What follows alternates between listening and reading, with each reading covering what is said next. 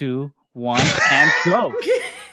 Welcome, everybody, to the Triad of the Force podcast, a podcast from three Puerto Rican friends coming together to do deep dives into Star Wars and other nerd-related media. This is Season 1, Episode 4, The Call to Adventure. Go, Goose. The Call to Adventure. That's a very interesting title. I wonder why we came up with it. Obviously, hopefully, many people, if not everyone, will know that it's a reference to Joseph Campbell and the Hero with 1,000 Faces. So today's episode, obviously, we will be discussing some issues with, not issues, but like how Joseph Campbell and myth ties into the first episodes of each trilogy.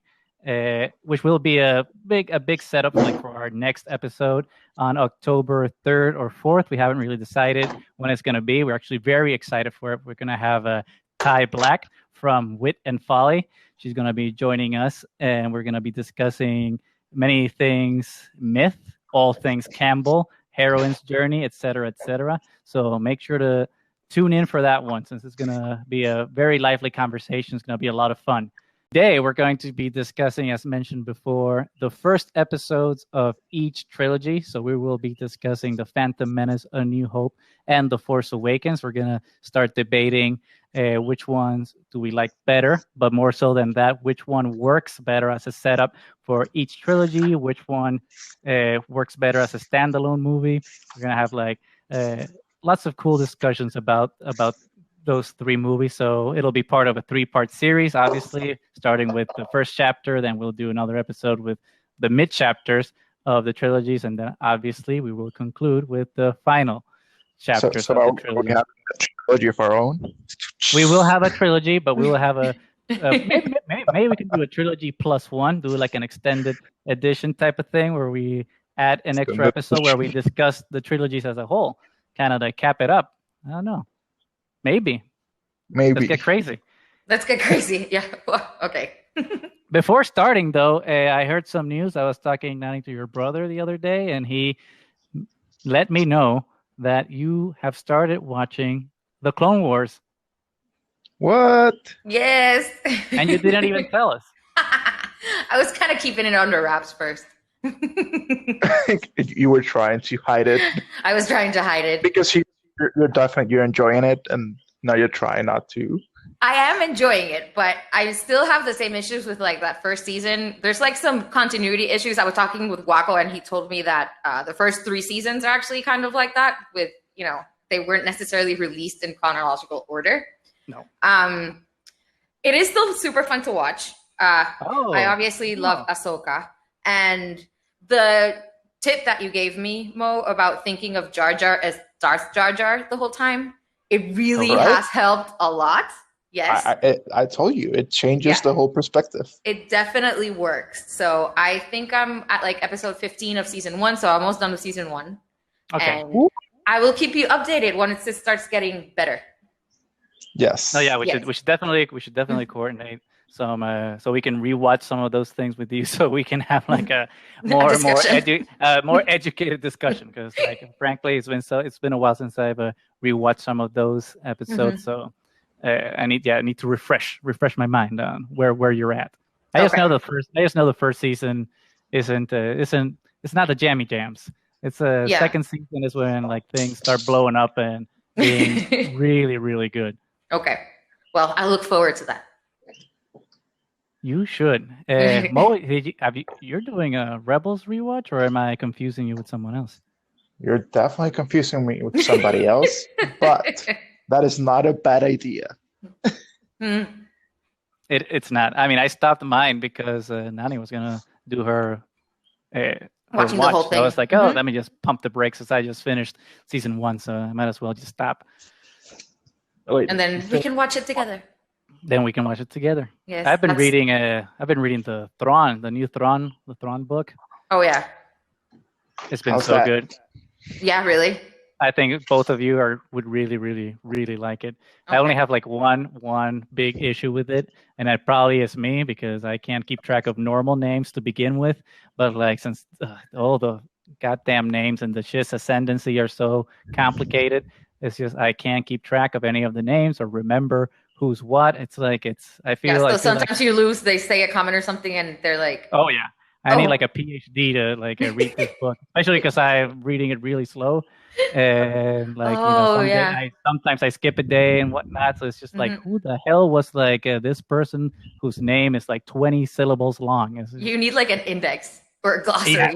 Yeah. I mean, but it's really good. It's like it's one of the Star Wars books that I have been enjoying the most so far. At least of the Disney, the Disney canon, the Disney generation. So in this case you can actually judge a book by its cover. I actually don't like the Thrawn book cover. I like the pages with the blue trim around them, but the cover I think sucks. Good to know. Let me look it up. But that's my opinion, as you know. Doesn't affect the contents though, because you shouldn't judge a book by its cover. Exactly. So let's go straight into the meat of the discussion. Let's start with our discussion of the first film of each trilogy. Originally, we were thinking of maybe doing this in order of release, but since the saga is complete, it might make sense to just like go in order of episodes, just for consistency's sake, I guess. And so let's start with the Phantom Menace. Moe and Nani, as I recall, you guys were rewatching it this week to kind of refresh your memory, right, on the film. Yes. Yes. Initial thoughts. Yep. Go Mo. I'm impressed. I mean, frame it within as this seemed like a standalone movie. I'm impressed how sort of well it's aged in certain parts, not in everything, not the CGI and not the but with regards to the story, I think it has held its share in time, and especially like what it does, like it introduces brand new characters into this whole world of the universe or galaxy of Star Wars that for so many years we've been waiting for something new to come up. When the Force was dormant. The Force was dormant. It was very dormant. And then all of a sudden you have the Phantom Menace. I really enjoyed it. I'm glad I rewatched it.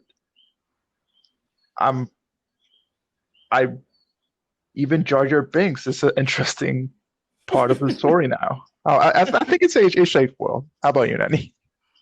I actually thought the opposite. I kind of almost fell asleep watching it. I gotta be honest. I don't think it's aged that well at all. The CGI looks really bad. Really interesting. I feel opposite. Interesting. I don't know. I don't like it. I mean, some of it looks really cool. Like the Nubian ship looks amazing. Yeah. And Naboo topside looks amazing. I think underwater it doesn't hold up. And there's a battle that looks like they're doing in the Windows background. Yeah. I mean, so there were things that I still love a lot. Obviously, the lightsaber duel is fantastic, and I still think it's one of the best. I love Qui-Gon Jinn. I love Ewan McGregor as Obi-Wan. To be able to see that character, young again is very exciting. Baby face.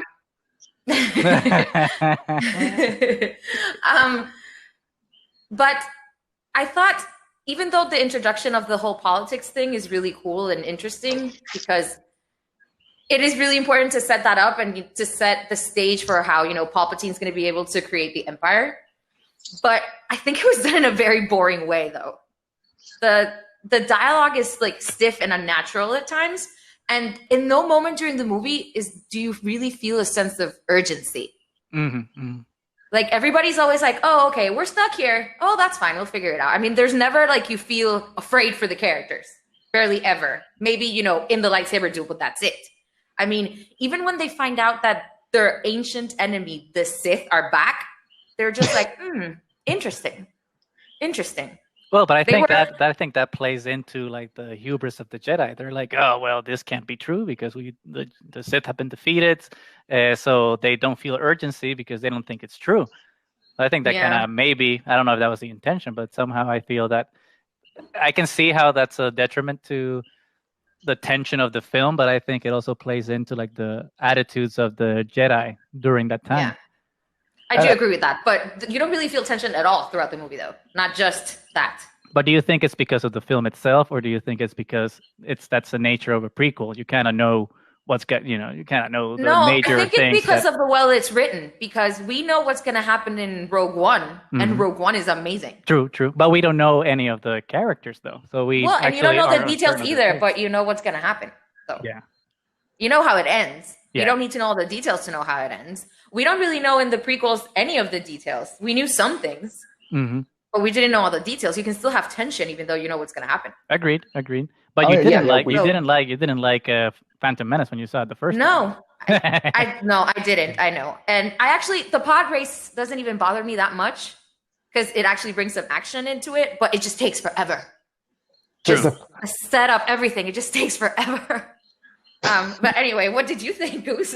No, I mean, I have complicated feelings with the Phantom Menace because when I saw it for the first time, I was 11 years old, so it was like it blew my goddamn mind. I was like, oh my god, new Star Wars, this is amazing. I got all the action figures and everything, so like I have very, very nostalgic feelings for that movie. And then when it came out on VHS, I would watch it every Saturday at my grandma's house. So like I have a very strong attachment to that film. Obviously, like now with some time and being able to deconstruct it from a different point of view, like I realize its flaws, and like I think we can get into them later when we kind of contrast all three of them. But I think like as a whole, comparing it to the other prequels, I think it's the best film in terms of like its cinematography and like effects. Actually, I think the effects of Phantom Menace hold up better than Attack of the Clones, for example. Because Attack of the Clones, everything looks like plastic and everything looks like a green screen.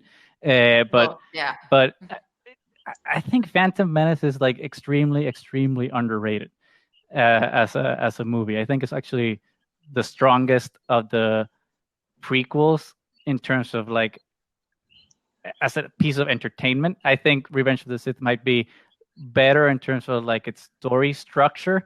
But like I don't know, every time I rewatch The Phantom Menace, I still enjoy it. Obviously, there are some issues that like I have with it, and the main ones are probably the obvious ones for a lot of people is Jar Jar Binks, and baby Anakin, and like it's like oh my god, George Lucas, why? Yeah, it's like slaves don't say yippee. It's like there's no slave that is that happy. I'm sorry. Yeah, I know. I don't care if you're an optimistic baby. You're not that happy as a slave. But it's like I compare this like with the Bible for example. Like the Bible didn't show Jesus as like some weird Jew kid with a Jew fro going to the temple. No, it's like no, Jesus was born and now here he is doing miracles. Let's go to the good stuff. So I feel like they could have done that with Anakin. It's just like, hey, let's age him up a bit, but not enough maybe to be so analogous with Luke in the original trilogy. But like I think it was such a big miss to make him that age. And obviously it's not a Jake Lloyd's fault. He's he's just an actor doing a job. It's George Lucas. And Jar Jar, it did really surprise me. I remember when I first saw it and thinking like, why did they make him so young? Why did they take it that far back?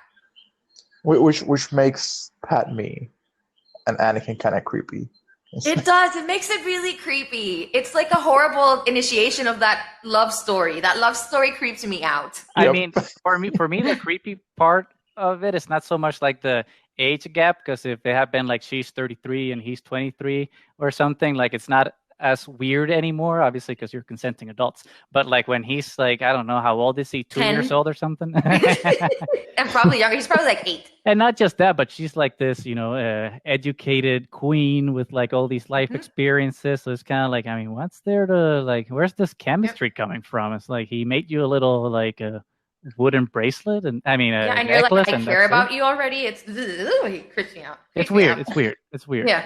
It's weird. Absolutely. I'm not going to take that away. But I think Phantom Menace has aged very well. Maybe not like wine, but it's aged well. Just maybe more like cheese. More like cheese. Well, at times it's thin. At times it's like, this tastes good. At times you're like, what am I tasting here? Yeah. Did it go bad? Did it go bad? That's a good way. That's a good way to put it. It's yeah. Well, you're gonna leave some on the side, and you're gonna spit some cheese out. It's like, oh, okay. But on the whole, it's good. It's good cheese. On the whole, it's great cheese. On the whole, is great cheese.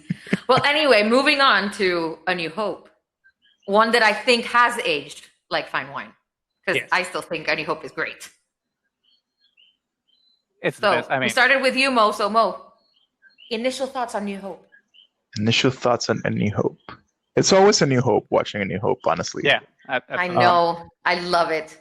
It's you feel like you're like just rewatching it like you're a 10-year-old, but also at the same time like watching it with the 100th time or the nth time, and it's just the only thing that kind of popped into my mind was, what would have happened if Luke's uncles were not burned? Will the story have ended right there? Like, yeah, probably. Because like Luke was like, nah, I don't want to like go on. I don't want to go. Weird. Well, it's an epic adventure. It's like I don't know you. The Joseph Campbell thing is the refusal to the call. It's like he had received the call to adventure in the form of the hologram from Leia, but it's the mythic trope where he has to refuse the call first, and something has to happen that pushes him towards the threshold. Yeah. But that's what happened. Yeah. And that's exactly what happens. But so like it kind of like paints a different picture of what I sort of like remember. Like, so there's like a look. It's just a kid. Like you forget how young they started. Yeah. And just seeing that very marked, like specific characters. Like you have the old mentor, you have the Han, the rogue, you have Chewie, you have the whole cast that feels like every. Not now we call it a trope, but at the time it was just like, oh, this feels brand new. It's like, so I always enjoy rewatching A New Hope. How about you, Nani? As you know, I love A New Hope. Every time I watch it, it brings a huge smile to my face. It's so good. I really wish they wouldn't have added all that CGI into it, because those are actually the things that don't hold up.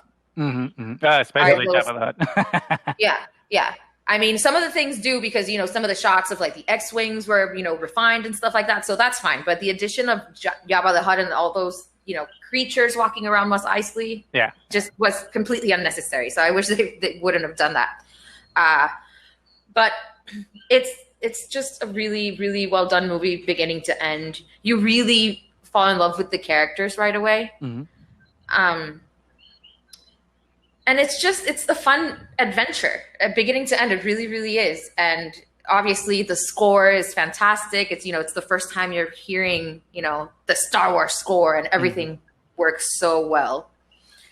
And I don't know, it's so much more, especially if you compare it to like the Phantom Menace. There's the interactions between the characters are much more fluid. And obviously you already start setting up, Leia and Han, even if nothing has happened yet, there's so much more chemistry, even from those few interactions that they have in this one movie. Yeah, absolutely. So, so that's just my general impression. I think it's amazing. And just that first scene, the first time you see that Star Destroyer coming in, it still holds up so well. It's incredible. So I'll leave it at that. Go, Goose. I mean, with A New Hope, the only problem I have with talking about it is that, like, what hasn't been said about A New Hope is like, it's the quintessential sci-fi film, the best fantasy movie of all time, maybe.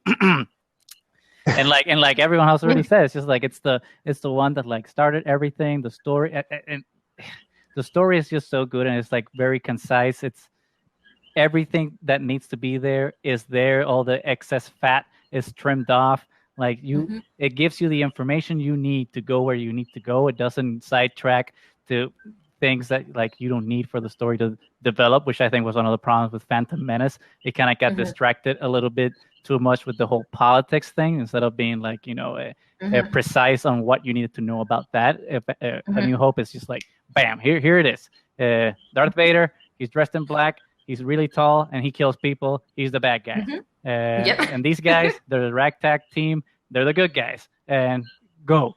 It really doesn't lag. It's like, it's just a perfect film. I mean, what is there to say? Like the other thing that's like really cool about it when you think about it in the perspective you were talking about, Nani, which is like the character interactions. It's like, I think it's out of the three, the best one that does that, because there's the core trio and they get together and like you get to see their different personalities and you get to see them interact for the first time and see how they work as a team, which I think that was one of the big mistakes of the sequel trilogy, was not having the main trio work together.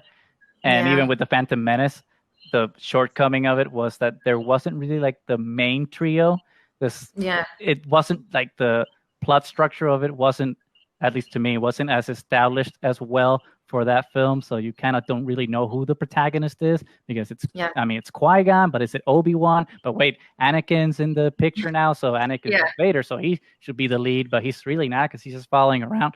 So like in that sense, like Phantom. And then there's Padme and So like A New Hope is just like so concise that it's perfect. I really don't know what to add to it, since like everyone has articulated so much better than I can possibly do, like how good this movie is. And one of the things that I really appreciate about it is that the pacing was great, so you'd never get bored. And two, it's kind of a self-contained movie. You think about it. I mean, it was designed that way. Obviously, I think George Lucas wanted to do sequels, but wrote this movie to stand on its own, which I think works extremely well for it, which I think is one of the issues that I have with The Force Awakens more so. Yeah. But we'll talk about that now, I guess. Force Awakens. We already talked about it last week, and I think that was a really good discussion. So anyone that's listening to this podcast and wants to see our more in-depth thoughts of The Force Awakens, go check out episode 3, A Hope Awakens, where we kind of do a deeper dive. But let's kind of recap some of those points. Let's start again with Mo, The Force Awakens.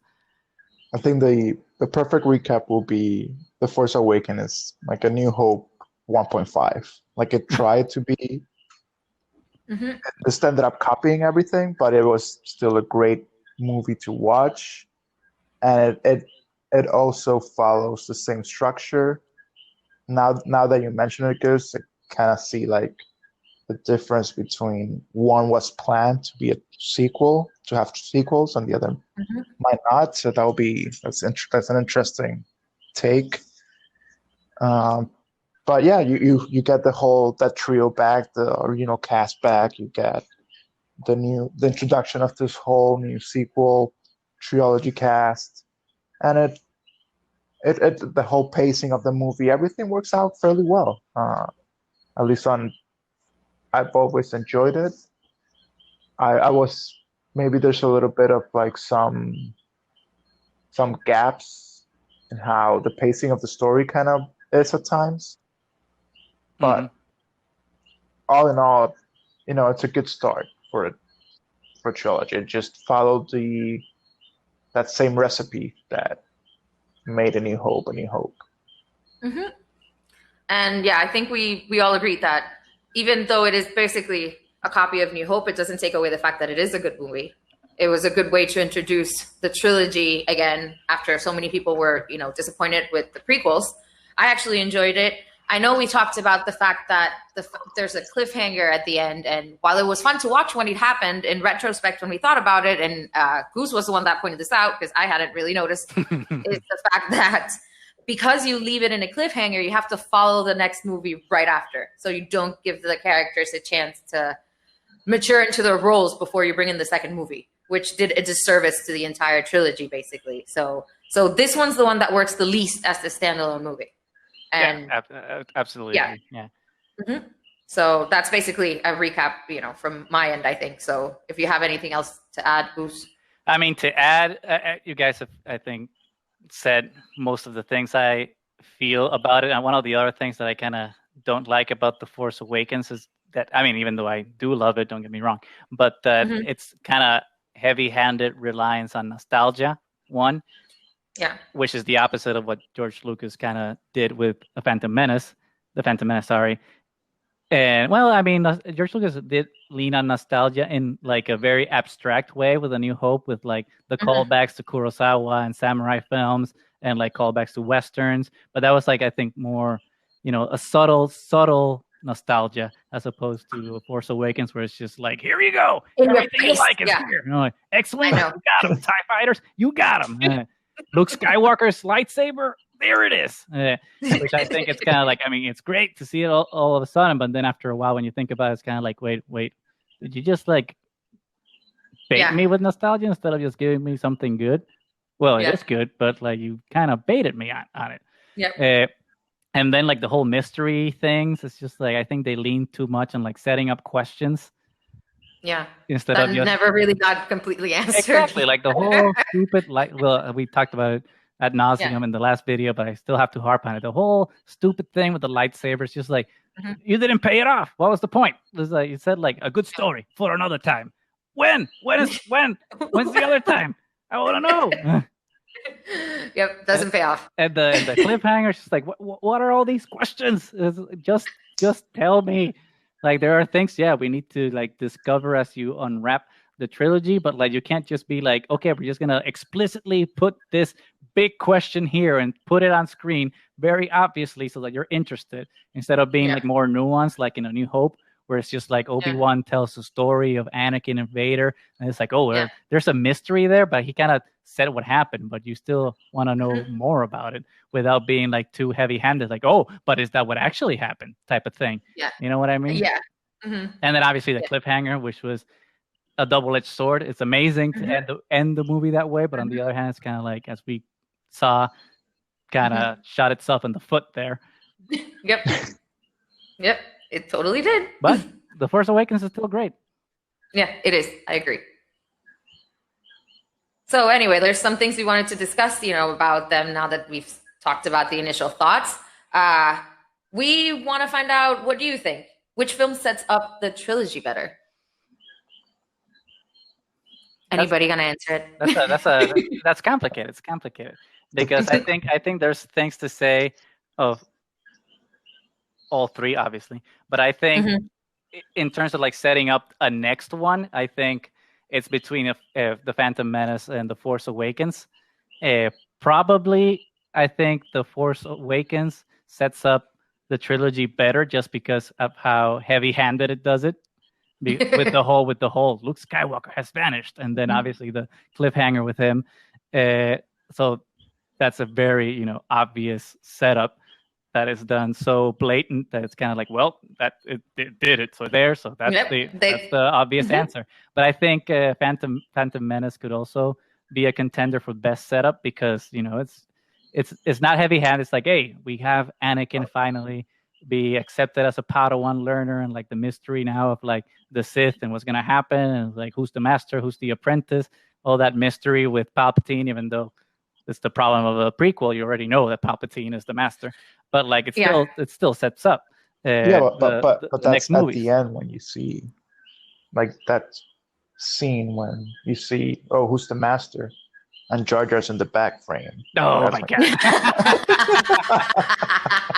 Ay, Dios mío. I did not see that coming. Touche. The Darth Jar Jar. Darth Oh god. Jar, Jesus. Darth Jar Jar. Oh my god. There's a good Robot Chicken episode about Darth Jar Jar. Oh my god. Should rewatch that after this. You have to rewatch it. Oh my god. What do you think, Mo? I think the best. Well, so I think the best one that has like that, and the phrase has been used before, it's just like an adventure. It's A New Hope. Like it's just like, if I was there, I would also be like, you know what? Yeah, I want to go and save this random person that I've never met or have no idea that like there are other planets. Like, of course, I want to join this adventure. The other ones kind of lack that. Yeah. There's no like real. I mean, you do have that a little bit with Anakin, like, oh, you have to abandon your family and everything you knew. But then again, you just been granted, you're free from slavery, and then all of a sudden, like, you're offered this whole new adventure. Like, it's an easy yes, but it's not. There's a lack of that call to adventure. Mm-hmm. And then, and then on The Force Awakens, you do have the explicit call for adventure that Rey experiences, but it's a little bit more nuanced. It's based on, like, there wasn't anything that really pulled her. She just happened to run into.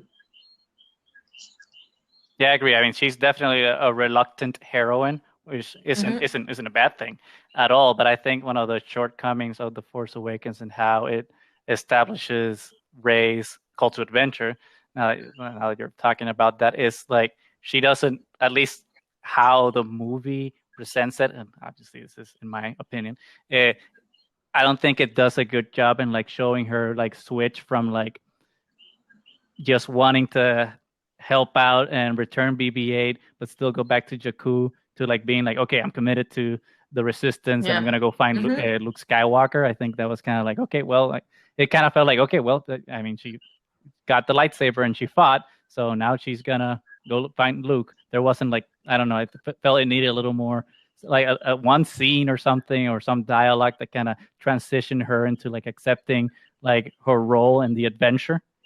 Yeah. I don't know if that makes sense.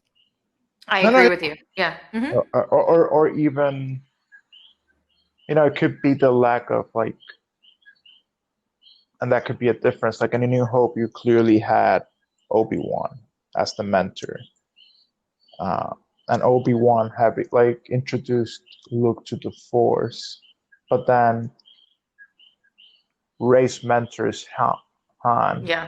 Mm-hmm. Who really can't, like, apart from being like filling up that role of, it's like a father figure. He's the mentor. He's the Obi-Wan in that movie. He's the Obi-Wan, but in a different way. It's not Sage Obi-Wan. It's more of I'm a gangster Obi-Wan. I had to survive the street, like kind of deal. But and both their death, Han's and Obi-Wan's death, they set up something completely different in each character. I think that's interesting. For Luke, you clearly see it's just, I guess this is it. I'm ready for war. Like, pack it up. I'm ready for the X-wing. Let's. Well, but to that point, actually, you kind of made me think of something by saying that. With Luke, I think it was set up in an extremely better way in A New Hope, because like, ever since like we meet him, he's talking about like leaving Tatooine and going to Tashi Station and get some power converters, and like leaving Tatooine so he can go to the Imperial Academy so he can join the rebellion. So he's already thinking about joining that bigger cause. He needs that nudge out the door. Obviously, with Obi-Wan fulfills. Well, I guess Aunt Beru and Uncle Owen being burnt to a crisp are the ones that kind of push him through. But with Rey, even though I love Rey as a character, like we really don't see her wanting to be called to an adventure, because she just wants to find like belonging and having which I think is an interesting perspective in how to frame it. But I don't think that they fully fleshed out like her transition to, well, not transition, but like having that be a parallel journey, finding like that belonging with her past and her future, while also wanting to step into the adventure. Yeah, I think they made her a little bit too obsessed with the whole figuring out who she really is thing. Because of the mystery problem. Yeah, I mean, because Luke obviously was raised by his aunt and uncle, but there's a huge mystery there. I mean, he never knew his dad had been part of the rebellion. He never knew his dad had been a Jedi. Even before he, obviously, but he never knew like with that first conversation with Obi-Wan, he's like, my father fought in the Clone Wars, what? And that's even obviously before he finds out it's actually Darth Vader. But there was a huge mystery to his life too, and you don't see him obsessed with it. Yeah. I mean, once he finds this group that he belongs with, he like takes it he like appreciates it and just, goes with it. But Rey kind of just like, even if she makes like all these friends, she doesn't seem like invested. Yeah, like she cares that much about it. Her main goal is to find out who she is. But how does that contrast with the Phantom Menace, though? Phantom Menace, I really don't think that there's a character that is answering that call. Well, yeah. Well, there's a character that's forced into the call. Who is who? Well, Anakin is clearly forced into the role of and there's one thing that I love Qui-Gon, but at the same time, this is how I see how conniving Qui-Gon also was. You better defend this, because Qui-Gon's my favorite Jedi. So Qui-Gon is still my favorite Jedi, but he takes blood from a kid without their parents' consent. True. That's a violation of privacy. True. Two, he really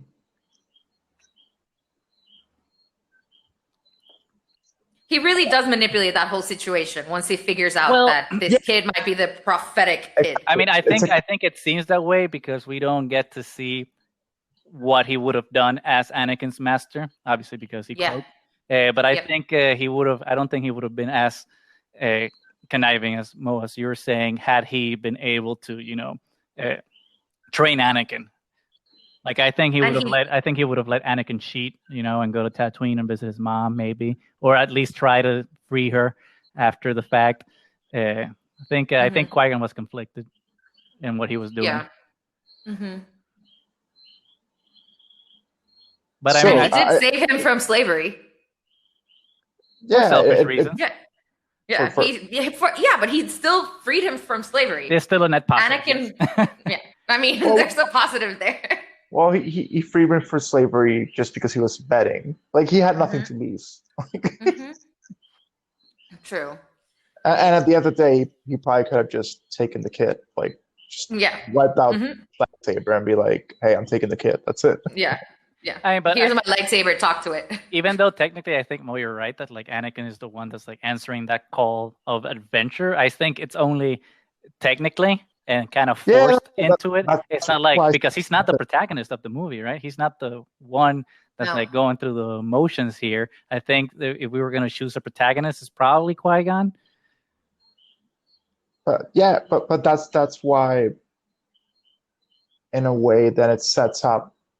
So you see the whole cycle for Luke and Rey. It happens in one movie, but Phantom Menace, what it does, since Anakin has to be the central figure on the series, what it does, it set up that call to adventure, but not jump into the threshold. Yeah. Like for Anakin, it's just, we're gonna force you into this adventure, whether you like it or not. You're the chosen one. That is the role. That is the role of the chosen one. Doesn't matter what it is. You're it. That's it. Yeah. And before he was really able to accept it. Yeah. Because it's just like, oh, now it's time to go. Say bye to your mom. And he didn't have the age of consent. And then that's part of the fact that why Yoda doesn't want him to be trained, because he's so fearful, because he's very reluctant in this, because he had to leave his mom for this to happen. And he's too young to realize exactly what happened in a few days. Yeah, that there's nobody that coached him, that was there for him, and which makes Padme relationship even weirder, because Padme was there. I know. For him. It creeps me out. As that, like, motherly parent figure through that journey, and then it just makes it weirder. And I know that whole Oedipus complex one. It's so bad. It's so bad. But speaking of main characters, then, which of the three movies establishes our lead characters the best? So now that we're talking about that. Well, that one's a full on to A New Hope for that one. How about you? What do you think, Mo?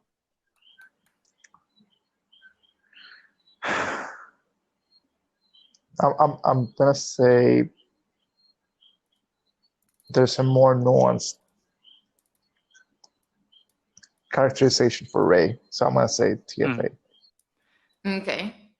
I agree with both of you. I think definitely the Phantom Menace does the worst job of establishing the characters. Kind of relies too much on like, well, these are the characters that you're seeing more often, so these are the main characters. Even though the more I think of that movie, I still don't know who the main characters are because there's so much different shit going on at the same time. I do like how The Force Awakens established Finn and Rey. Absolutely. I think like the way they were established is way more nuanced and poetic than A New Hope established like our other trio. But where The Force Awakens kind of fails for me is that it ignores Poe. So you're not really, defining your trio. And like at least A New Hope did do that. It's just like there's very clear introductions to each of the three characters, and you see in their initial scenes what their personalities, motivations are.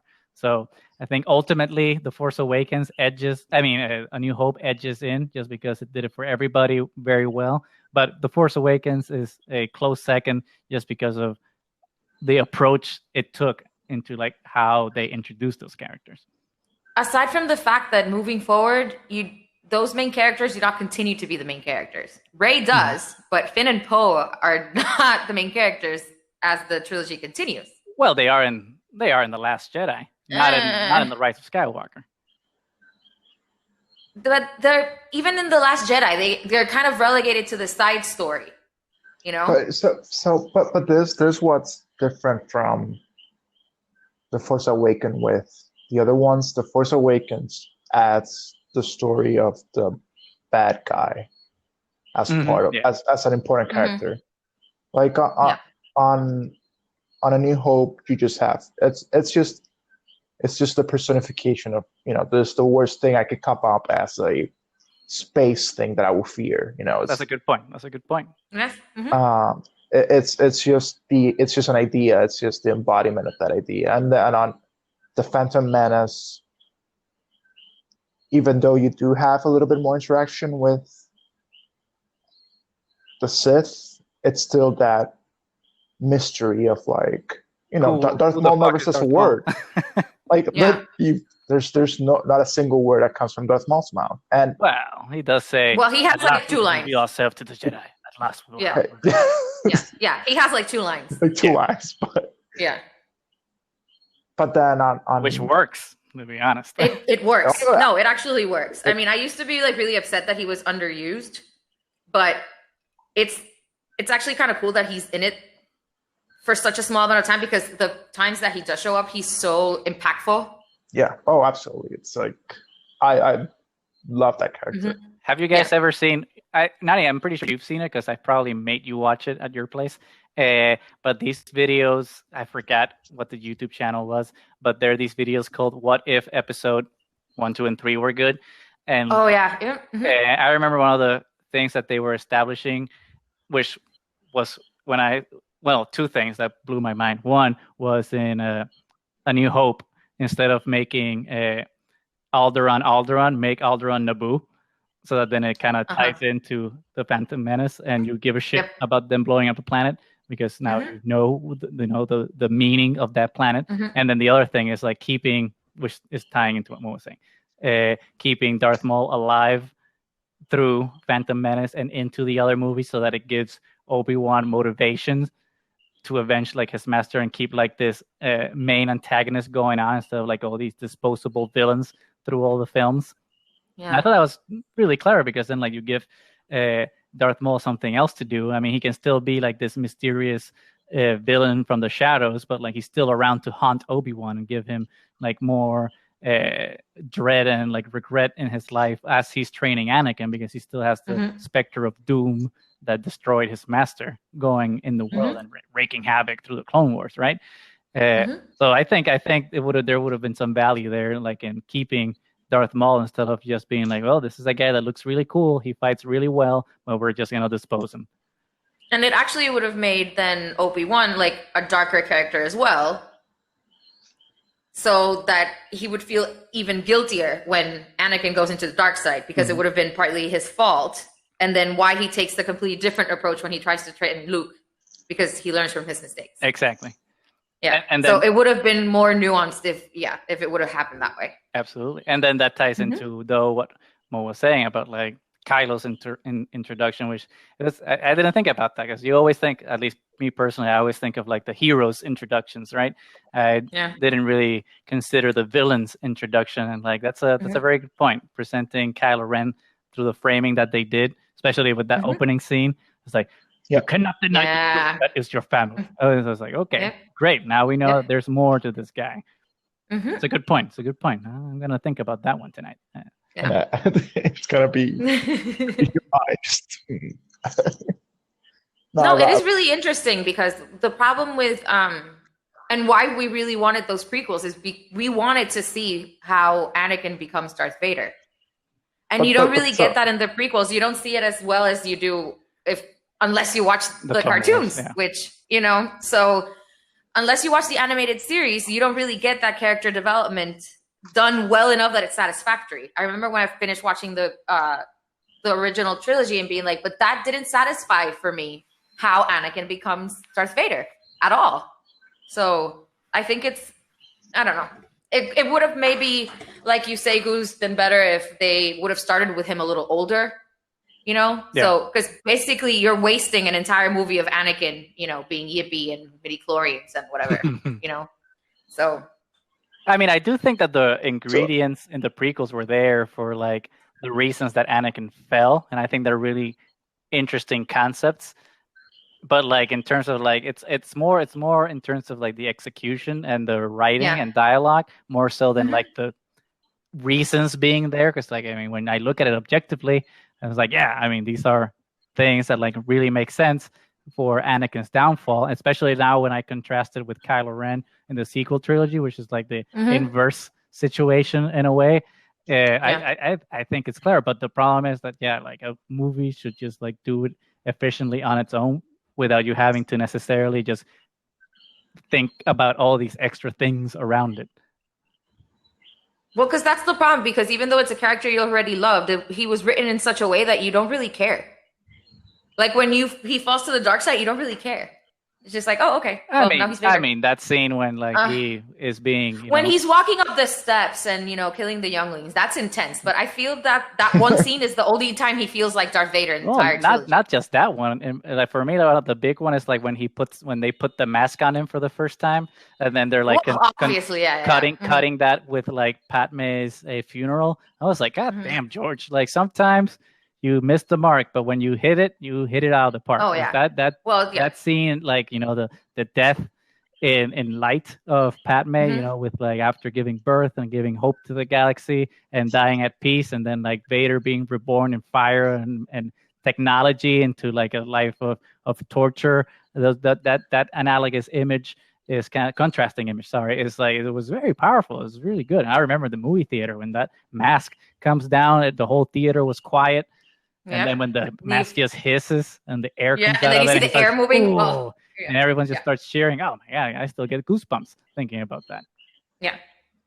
But it is a great scene, but preceded by the whole, she died because she has no reason to live.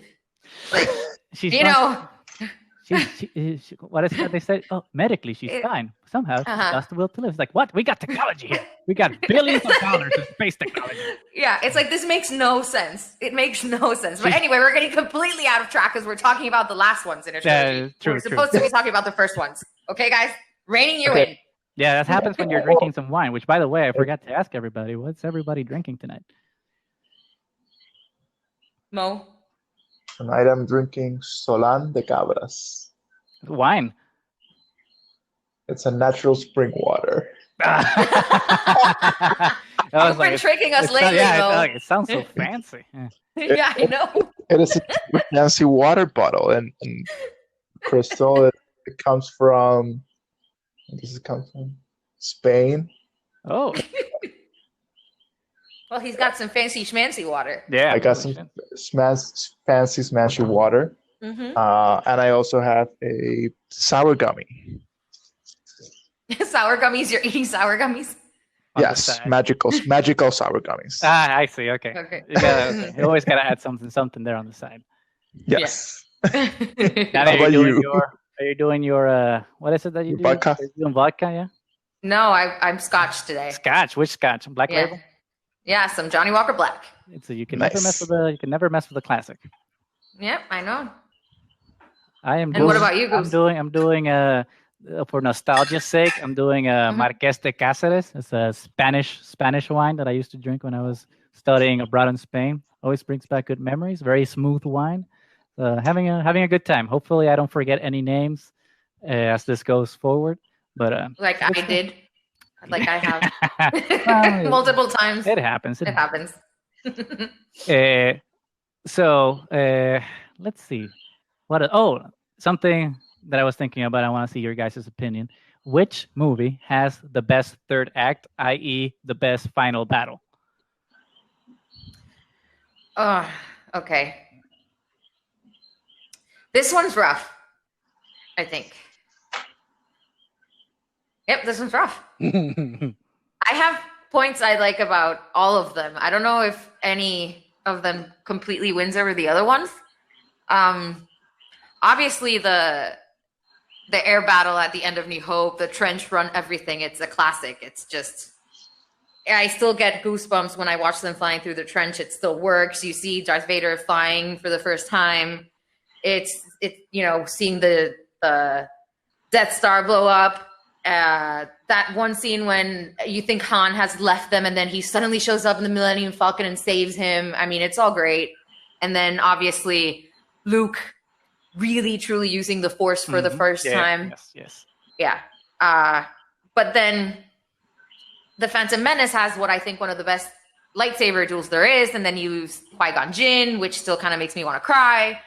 But the rest of the battle in the Phantom Menace, I don't like it that much. I mean, the Gungars like fighting the... Did I say that right? No, but keep going. I'm going to ignore it. Correct me. Gungans. Yeah, the Gungans, like, I don't really feel about them anything, really. And I just don't care. What a speciesist. I'm sorry. Apparently, I'm a horrible person. No, just a speciesist. Just own it. Just a speciesist. I don't care that much. The air battle in that one where Anakin is just like in the cockpit, just like by luck, basically winning the battle. Yes. And then everything that happens on the ground as well with like Padme's team, I don't care. I don't feel the tension or the urgency in any of that. So while the lightsaber duel is fantastic, everything else about it I think kind of fails. And then in The Force Awakens, I do actually love the lightsaber fight between Rey and Ben Kenobi. Wait. Between who and who? I said Ben. I said Ben Kenobi. That's what I said. Oh my God. Ben Solo. See, you jinxed me. You said you shouldn't forget names, and now I start saying names wrong. Well, you said a name right, just for the wrong person. Yeah, it was the wrong person. No, but I meant Ben as in... Ben Solo. Yeah. Who was still Kylo Ren at the time. Sorry. But that lightsaber fight is great. I know it got criticized a lot. Really? But I actually really... Well, a lot of people were saying that. How is Rey, who's never held a lightsaber in her life... That's different from the fight itself, though. Okay. But regardless, it's a great lightsaber fight. Yeah, and it is a great lightsaber fight. And the battle in the air is cool, but it's also kind of the same as, A New Hope a little bit. But it's still good. So I'm not sure which one wins out for me, actually. I think I'm more closely between New Hope and Force Awakens for the final battle. Okay. How about you, Gus? I think I would absolutely have to go with A New Hope, only because like I was saying before about A New Hope, it's streamlined. You only have one action scene, and it's on the Death Star, and it's just Luke, and everything hangs on the balance of him succeeding. And there's so many things going on with him that like you're really invested in that moment. Yes, obviously you see Han, and obviously you see Leia's perspective, which kind of Leia's perspective works to only build up the tension from Luke's struggle trying to destroy it. But because it was so focused, I think that's why it works better, because you can only care about that specific moment, which makes it work even more when he succeeds.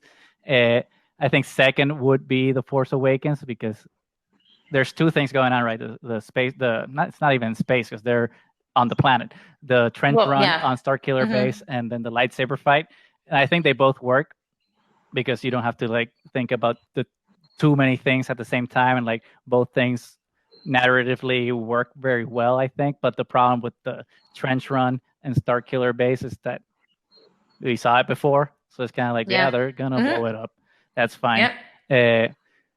And that's why I put Phantom Menace at the bottom, because there's so much shit going on. It's just like you got the thing on the fields with the Gungans, which kind of looks cool, with the dinosaur monsters, with the shield generators, and that looked cool. But then you have Padme storming the castle, and like that's going on. And then you have the lightsaber fight. Then you have the space fight. It's just like, what the fuck am I supposed to focus on here? It's like so many fucking things going on. Like, who do I care about? I mean, I know they're fighting towards one goal, but you got Jar Jar on one side, you got Anakin on the other, you got Padme here. It's like too many things to kind of focus on cohesively. So and the other thing that really, really pissed me, even when I saw it the first time as a kid, when I was stupid, it was like, and it's always a pet peeve every single time I watch that stupid movie. It's like when Anakin gets on the Naboo starfighter and he's flying into space, and like he says, "Oh, this is on autopilot. R2. See if you can override it." In the back of my mind, it's like,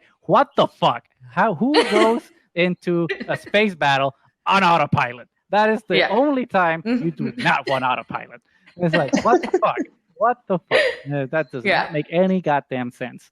That entire battle doesn't make any sense. I mean, it looked cool. Like, I'm not gonna take that away. And I still enjoy it. But like in terms of like thinking about which one works better in the movie, like the Phantom Menace, like that whole thing doesn't make sense, because it's still the same trope that every fucking movie does. It's, especially when you compare it to like Avengers, both Avengers, Endgame and the first one, and like all these other films where it's just like, well, you just have to destroy the control console, and then everything else is done. It's just like, really? Really? Is that all it takes? It's like you got like this unlimited technology, and like the robots, and you concentrate it in one. Exactly. The battle droids cannot function autonomously without this one control center. Yeah. Not like you're spreading it around. You have this one. Yeah. So that's why like I put Phantom at the bottom and A New Hope at the top. Okay. What about you, Mo? I think I honestly hadn't thought about this until just right now. Just right now. So, but after hearing and just running like each scene through my head, I think I'm gonna say The Force Awakens first for me. Interesting. Because it actually, and this was your critique, Goose, but I'm on the like I really enjoy a lot of things are happening at the same time, which gives like like a gravitas to what's happening. Okay. So I think then in that sense, The Force Awakens brings that more, and then it also brings out the tension of, okay, what's going to happen next? Because you then, after that battle between Kylo and Finn and Rey, it's like they get separated. So there's a sense of like I want to see where this is heading. On the ending on A New Hope, it's just that it's an ending, right? Which again doesn't set that what's going to happen next urgency. And there's nothing wrong with a good medal ceremony. Yep. Oh. No, you know what? We should have gotten a medal again. Well, okay. I don't want to be that guy. No. I don't want to be actually type of person, but apparently, according to the expanded lore, Chewie was offered a medal, but in the Wookiee culture, they don't value such things, so that's why he does not have a medal in the ceremony. Thank you for that, Goose. Mo, please continue with your thoughts. Obviously, that's a retcon, but whatever. But yeah, that's a total retcon. And he should have been still offered a medal. If not, then put it on a plaque. Just give me a plaque. Yeah. Here, I have a plaque. Look. Don't need a medal. Oh my God. And then the Phantom Menace has like this weird parade at the end. I love the parade though. It's so strange though. No, but the parade. What does the glowing and then a glowing orb presented for peace? Yeah, I want a glowing orb. What the fuck? It's crazy. It looks like those orbs where, like as a kid you had that you place your hand and it will redirect electricity to just one point. Yeah, yeah. Oh, yeah, I remember those. Mm-hmm. But this is like space version of that, so it's cool. The space version. but I feel like they treated the Gungans as if like, oh, peace guys, but how about you join us and make sure you kill yourselves? Oh, what the fuck? Oh my god! Well, it is what happened. It was the war. Like, they were hiding in peace, and then it's like, oh, we'll die for you. Come on, yeah. Mm-hmm. It's true though. They were used as they were used like. Yeah. I'm like, I feel bad for the Gungans and. Yeah. But getting back on track. Oh my god. The Phantom Menace ending did had the best like music, like that Duel of the Fates. It just gives me absolutely. Oh yeah. Mm-hmm. Well, but to tie back into like your very interesting commentary on that parade scene at the end of the Phantom Menace, I think one of the great things about it that kind of blew my mind after I saw this celebration special on the music for the Phantom Menace was that, like, if you listen closely, like, to the music that, the score that John Williams did for like that final scene, it's actually the Emperor's theme, but like in a different note or a different octave or whatever the fuck music it is. But so it's festive, but it's actually like it's kind of like foreshadowing. It's like, oh, everything's happy now, but it's going to shit. So it's like that. So if you go to YouTube after we're done tonight and like go look at the Emperor's theme and you'll hear like the chorus of voices, and then go and listen to the music at the end of the Phantom Menace, and you'll hear that the voice chorus is the exact same one, only like festive and like in a slightly different arrangement. I did not know that. And when I heard that, I'm like, okay, this is great. This is great. I love it. I need to check it. It's awesome. John Williams, you're a genius. He is though. His credits, like the Phantom Menace score was amazing. All through. Mm-hmm. I mean, all scores are amazing, but I really enjoyed the Phantom Menace one. Maybe it was just not as focused on the picture because the CGI just doesn't hold up. But yeah, it doesn't. I don't think it does. You guys keep saying this, but now I'm curious. Do you guys think that the CGI on Attack of the Clones / Revenge of the Sith holds up better than Phantom Menace? Honestly, I haven't watched them in a while. I kind of avoid watching the prequels. I literally just watched the Phantom Menace because we were doing this show. So once we get to the middle and last episodes, I will let you know how I feel about the CGI in them. I do remember, like the Attack of the Clones CGI is bad. Yeah, I don't remember. The last time I saw that movie was with you, Gus, and that was like 6 years ago or something like that. Yeah. So I don't know, but I remember that at least for Revenge of the Sith, even watching it in the movie theaters, I hated that lightsaber fight with Obi-Wan and the lava everywhere. Which I mean, I agree with you, but I was baffled to see like there was a Twitter poll, like a March Madness type bracket, but for nerds, and it was about lightsaber battles, and I was very, very disappointed / surprised to see that like people actually think that the best lightsaber fight is the final one between Obi-Wan and Anakin. Which makes no sense to me. Yeah, I mean, people have their opinions, but like, I know. Crap, I didn't enjoy that so much. The most emotional one. I feel Empire Strikes Back has the most emotional one. Anyway, come on, let's leave this one for an actual episode. True. Sorry. Like actually say, what the results were, and then say our opinions, because lightsaber battles. Yeah. Deserve a deep dive. Oh yeah, yes they do. Yeah. Mm-hmm. did we discuss then? Like, I mean, I think there's a trend here, but are we ready to like commit to like saying which movie is the better one?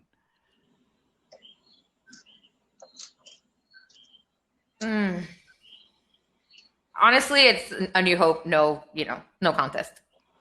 So you would say 4-7-1?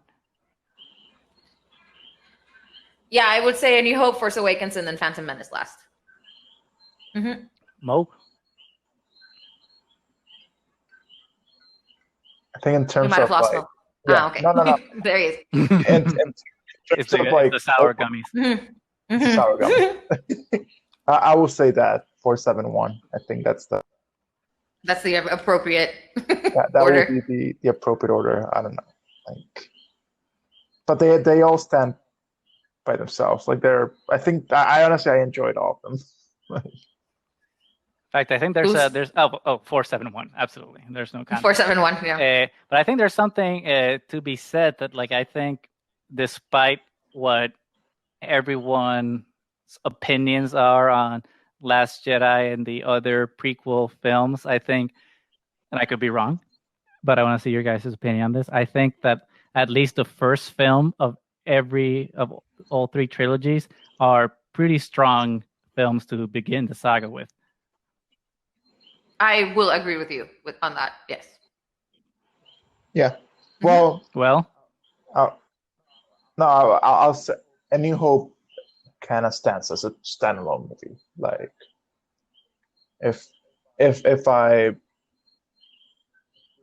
we're judging them on how it sets up the trilogy, which one sets up the trilogy, I will then say 7.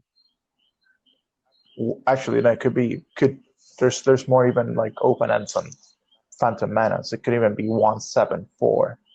1-7-4, and like who sets up the trilogy better?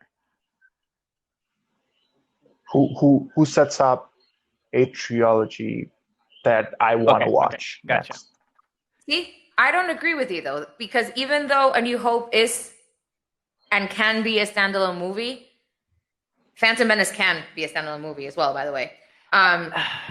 Even though and A New Hope was made with the intention of probably being by itself, because he had no idea how incredibly successful it was going to be, and that he was going to get the chance to do all 3 of them, and then obviously eventually all of them. But even with an actual ending there, I still want to know what happens next, because you can see that Darth Vader survives. Yeah. Oh, good point. There's some setup. You can see that Luke has only used the Force once, and his mentor just, went into the Force but still talks to him. So what's going to happen with him? Is he going to be a Jedi? Is he not? What's going on? Mm-hmm. This is the first win that the rebellion gets. See, but that to your point, I think that's what I like about Force Awakens. I mean, God damn it! See, I just confused A New Hope now and Force Awakens after doing that Hope Awakens episode. But I think that's the strength of A New Hope and how it sets up. It does it like in a subtle way that doesn't like get in the way of being like a sequel baity. You know what I mean? It's not like, here's these things because there's going to be a sequel, so stay tuned. It's more like, hey, these things are there if we want to pick them up. So even though it's the one that's completely a standalone movie, I think it sets up its trilogy better than the other ones. Okay. I can agree with you. I can agree with you there. Interesting. I agree. I agree with that point as well. What would be your order then? 4-7-1. Yeah, I think it would be 4-7-1 again. Interesting. Now, damn, you kind of threw a monkey wrench into your plans. Yeah, I was thinking that was good. I kind of have forgotten about like Vader, that scene of Vader flying away for a minute, a minute there. That's good. That's good. I mean, I'm conflicted because, as I already mentioned before, like I think The Force Awakens does a really good job of setting up the next movie, but it did it in such a, it was basically holding the next movie hostage with the whole cliffhanger thing that I think works against itself in that sense, even though it's a good sequel bait. for setting up a trilogy, but like. Yeah, but you could still have sequel bait and end it with just she got the plans. Now she has to go find him. Yeah. But you don't know how long it's going to take her to find him. Maybe it takes her years to find him. Yeah, well, exactly. And what happens if they in hadn't between? done the final scene, you mean. The cliffhanger, yeah. So you could still have sequel bait if you leave it there. Yeah. But you can give some years in between. You know? Oh, I know. Oh, you do know. Oh, I know. Oh, this is my life, man. Yeah. But now, oh man, I don't have an order now. I think now they're all tied, basically. Yeah. Because I think the Phantom Menace does a good job of like setting up the sequels. I mean, inherently it already does, right? Because you know there's going to be an episode 2, so you're already expecting that. But they, with the mystery of the Sith, when Yoda and Mace Windu are talking there at the end, and then like the whole thing of like Obi-Wan agreeing to train Anakin, and Anakin was his little baby Padawan braid. Yeah, it's kind of like, okay, ready for the next one. I need to see where this goes. But fuck, I don't know. I think that they're tied. I'm not gonna commit. They're tied. But in general, I think that they are strong. First films. Damn it. Yeah, absolutely. Like they all. Awkward silence no, again, it's guys. not. It's not awkward. It's just that. God damn it. We're being introspective. I'm not gonna be able to sleep tonight. Because I had come in this with a clear idea in my mind, but now you threw me a monkey wrench.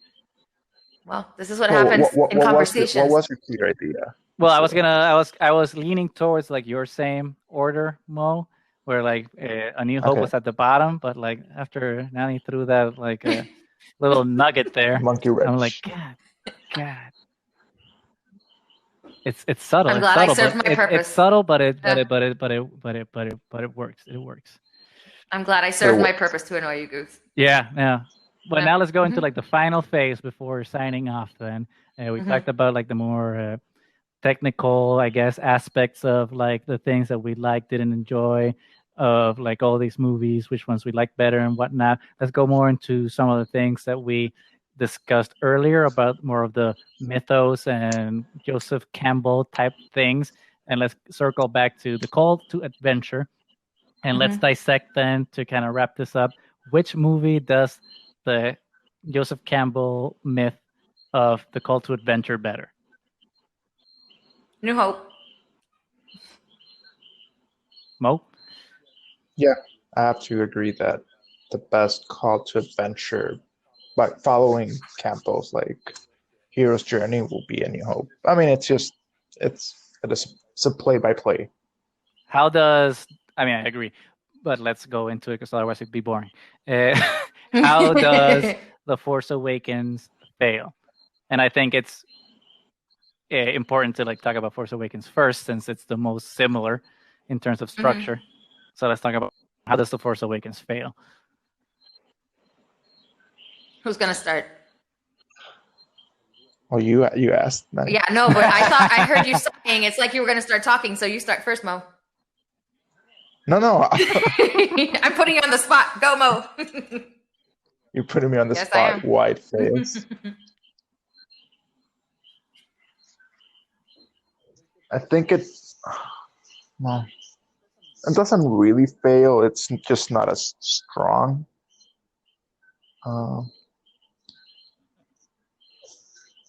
So, like, there's no, apart from that sense of looking for belonging for Rey at the beginning,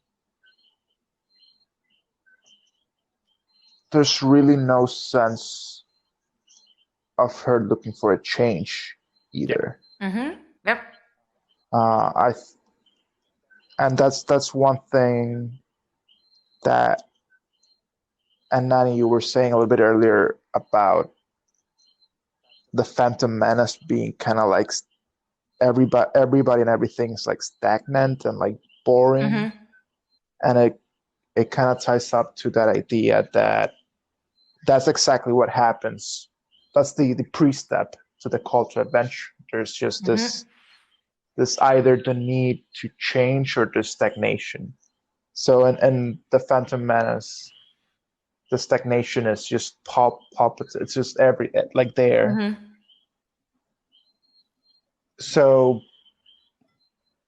so that call to adventure is almost like the Phantom Menace is almost like that prequel, that sense of like boredom and like what's going to change. For On A New Hope, you have Luke, who's already desperate for change. Like right off the bat, he just doesn't want to be a moisture farm anymore. I mean, it's a weird thing. It's a weird thing. But Rey is just okay, just waiting there for her parents, and it can add like an extra dimension because she was like, the age they show, it's a prime age to like develop like PTSD and all things, like you've been abandoned by your parents very young. Luke doesn't have memories of the parents, and he had people to and raise on the him. flip side, and he had people to raise him, and then Anakin was always raised by his mother, and then then it happens to come this mentor that's going to take him along the ride. But for Rey, it's a very different approach, and the more, like, as I talk about it, I kind of like it. Like I think it's a little different. Why? Yeah. Yes, I think I like how the fact that she wanted to stay, but she still goes. You like that? Like it goes more into at least how most things are. Like we're not on a day-to-day, we're not called to this like big adventure. We're just mostly, taking what's the best decision that it's gonna bring. Path of least resistance. Yeah, like I'm gonna be happy, I'm gonna survive, I'm gonna be okay. Like, so she just happened to be dumped into it. Although Finn did have a really good call to adventure. Yes. Finn had a really good. You have this character who all of a sudden is like, wait, I'm killing, like, just has to reevaluate all his life, and then what that sets up. So it depends on which character. I will say definitely that's why TF8 does a little bit, like, I wouldn't say it does the best at establishing that call to adventure, because it's kind of like muddied compared to the other ones. What about you, Nani? Well, and especially after hearing Moe now and realizing, that Finn had a better origin story. He had a better call to adventure, and it's so cool to see, a stormtrooper that defects. Yes. I think they would have been way better served if Finn really had continued to be the main character. As much as Rey, if you want to, or even more than Rey, if it would have been him, because you really do see that call to adventure. He's a stormtrooper. He's been raised to it his entire life. And then when it's time to kill somebody, he decides he doesn't want to. And he wants to go the other way. And then at first he's just running away from it. But in him, you do see the transition to, I want to be part of this rebellion. I want to help. But that only happens in The Last Jedi, though. I know, but you still see it. Yeah, no, I agree. I'm just saying. As we were talking about how Rey really never commits to being part of the rebellion, really. Yeah, like it. Yeah, I agree with that, because I think the shortcoming. I mean, I agree with Mo that the best call to adventure story was episode 4, because it was self-contained. So like the whole progression of the myth had to happen in one movie. And I think that like the problem with The Force Awakens was that they were, since obviously they knew it was going to be a trilogy, I think that they kind of were banking too much on like spreading it through the other films instead of like just consolidating and like understanding like she can go through her different calls in different steps in her life in each of the movies. And like I feel like they were saying like, okay, we're gonna push that kind of off to The Last Jedi a bit, even though like looking into like the whole arc of what the hero's journey is. Rey technically does go through all of those elements, steps, but like it just doesn't feel as concise, not concise, but as determined in the sense of like her decisions to partake in that journey as much as Luke does. And that's why I don't think The Force Awakens is as strong in that sense of the myth as A New Hope. And like, especially when you compare with The Phantom Menace, because the person that's going through that journey is technically Anakin, but since he's kind of a side character, he doesn't have the opportunity to be developed as well, because he does also go through those things. He does have the refusal because he wants to stay with his mom, but then it's just like, oh, well, my mom told me to go, so I'm going to go. So everything's kind of like, okay, we got to rush it because we got to finish this movie, which is kind of the problem of having him be the side character. And he never really chooses to do it. Like you said, no age of consent. He's too young. He was young. They made him way too young. That was a mistake. Well, that's a thing that Jedi do. They kind of steal young kids. Yes, they do. They indoctrinate. They indoctrinate like any good religion does. They do. Which is something that we should really delve into as well. Religion in Later the real world in Star Wars. That might, people are going to hate us. But that might be a dangerous topic. It is dangerous. So is the politics side of it. And I think we should delve into that too. Oh, shit. Phantom Menace, watch out.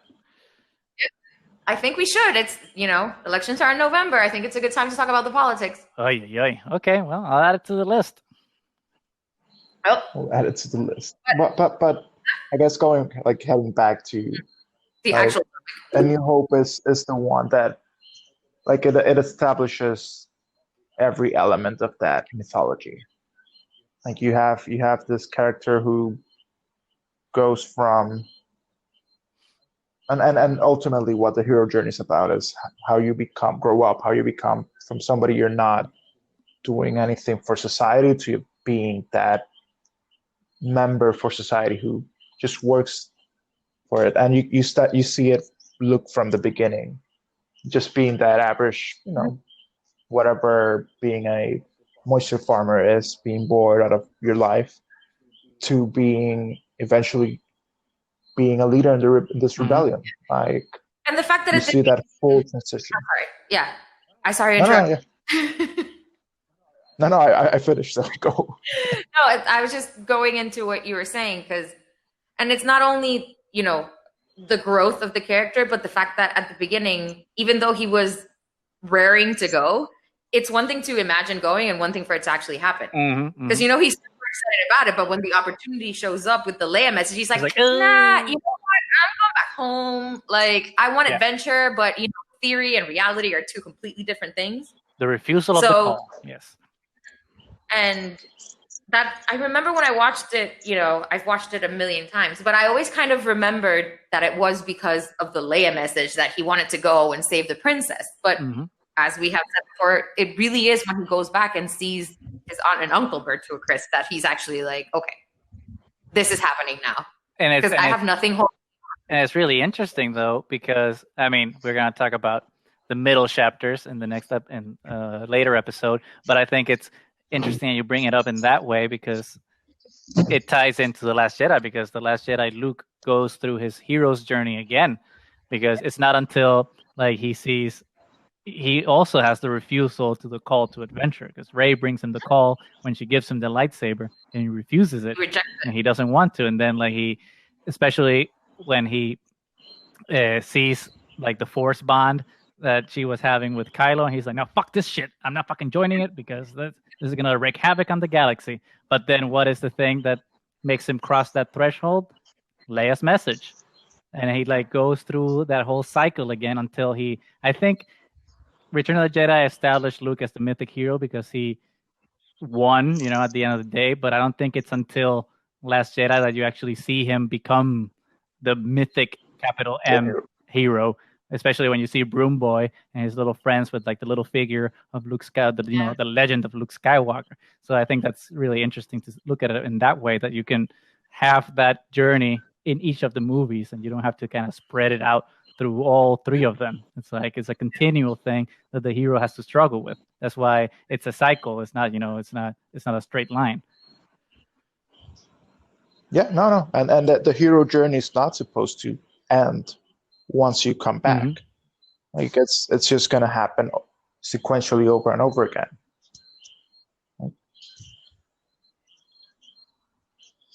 So that means that everyone agrees 4-7-1 then? I think we go 4-7-1 again. Yep. 4-7-1. Yes. I mean, this is gonna get really, really interesting then when we start dissecting it through the lens of the middle chapter.